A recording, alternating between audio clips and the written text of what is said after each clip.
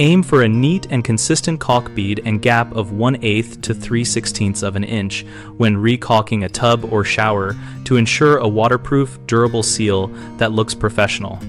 Start by cleaning and drying the joint thoroughly, removing old sealant with a utility blade and a soft scraper, then wipe with isopropyl alcohol so the new caulk adheres. Cut the tip of the tube at a shallow angle so the opening matches the desired bead size. For a 1/8 to 3/16 inch bead, cut very close to the tip and test on scrap material first. Use a steady, continuous squeeze on the caulk gun and move at a consistent pace to lay a uniform bead. Pause only to refill or reposition. After application, tool the bead immediately using a wet finger or a rounded tooling tool, keeping light pressure and a single smooth pass to compress the caulk into the gap and create a concave finish that sheds water.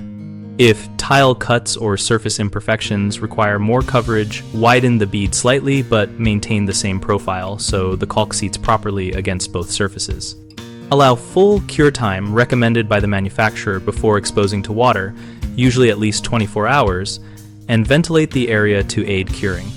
3 common mistakes are cutting the nozzle too large, which creates an oversized, messy bead and leads to poor adhesion. Fix this by starting with a very small opening and trimming more only if the bead is too small. A second issue is applying caulk to a dirty or damp joint, which causes adhesion, failure, and mold growth.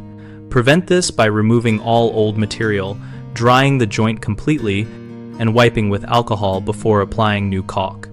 The third problem is rushing the tooling step or retooling multiple times, which leaves uneven finish and weak spots. Do one smooth tooling pass with consistent pressure and avoid touching the bead again. We run bighomeprojects.com to help homeowners find local contractors and for contractors to find work related to projects like caulking and bathroom repairs.